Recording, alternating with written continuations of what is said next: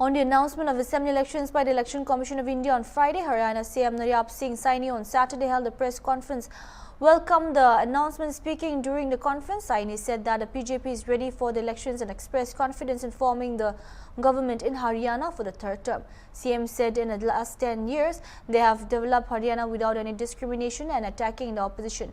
He said that instead of lying in front of the public, the opposition should talk about their work. CM Saini further appealed the people to participate in elections enthusiastically. क्योंकि पहले से ही हमारी cabinet की meeting तय थी, तो आज वो कैबिनेट की मीटिंग भी हमने की है, उसके बारे में भी मैं जानकारी आपको देना चाहूंगा। सबसे पहले तो मैं चुनाव आयोग ने कल जो हरियाणा विधानसभा के आम चुनावों की घोषणा की है, मैं इसका स्वागत करता हूं। हम चुनाव के लिए पूरी तरह से तैयार हैं। भारतीय जनता पार्टी हरियाणा में तीसरी बार बड़े मैंडेट के साथ सत्ता में आ रही है। हम तीसरी बार हरियाणा में सरकार बना रहे हैं। पिछले 10 वर्षों में हमने हरियाणा का बिना भेदभाव के समुचित विकास किया है। मैं आंकड़ों और तथ्यों के साथ जनता के सामने और हरियाणा की विकास यात्रा का ब्यौरा रखूंगा।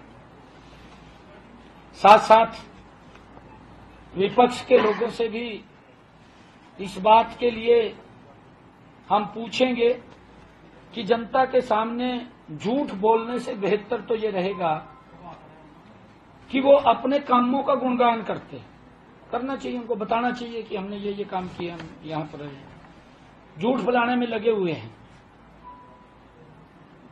जनता से भी अनुरोध करूंगा कि कांग्रेस को इनके झूठ के बारे में सबक सिखाने का काम करें। पिछले 10 वर्षों में हरियाणा ने हर क्षेत्र में विकास की ऊंचाइयों को छुआ है। मैं हरियाणा के मतदाताओं से अपील करता हूं कि लोकतंत्र के इस पर्व में बढ़ चढ़ करके भाग लें।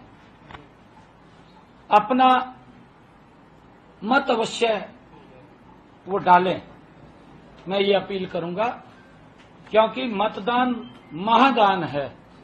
आप इसके लिए मैं अपील करना चाहूंगा सभी मतदाताओं से कि आप इसके लिए विशेष समय निकालिए और विशेष समय निकाल करके इस लोकतंत्र के पर्व के अंदर हिस्सा लेते हुए लोकतंत्र को मजबूत करने का काम आप लोग करें। ऐसा मैं आग्रह हरियाणा प्रदेश के मतदाताओं से करता हूं। आज मंत्रिमंडल के समक्ष जो अभी पिछले दिनों माननीय सर्वोच्च न्यायालय द्वारा नौकरियों में अनुसूचित जाति के कोटे में वर्गीकरण के संबंध में हरियाणा अनुसूचित जाति आयोग की जो रिपोर्ट थी वो आज रखी गई।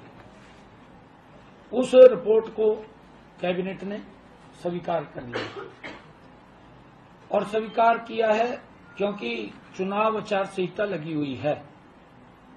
चुनाव आचार संहिता उसको हमने देख करके ये अनुशंसा की है कि चुनाव आयोग को भेजी जाए रिपोर्ट। जैसा भी चुनाव आयोग उसके ऊपर दिशा निर्देश देगा, हम उसको आगे बढ़ाने का काम करेंगे। एक अनुशंसा है क्या? जी, मैं आपको बताना चाहता हूं कि 2 प्रकार के वर्गीकरण की सिफारिश माननीय सर्वोच्च न्यायालय ने की है।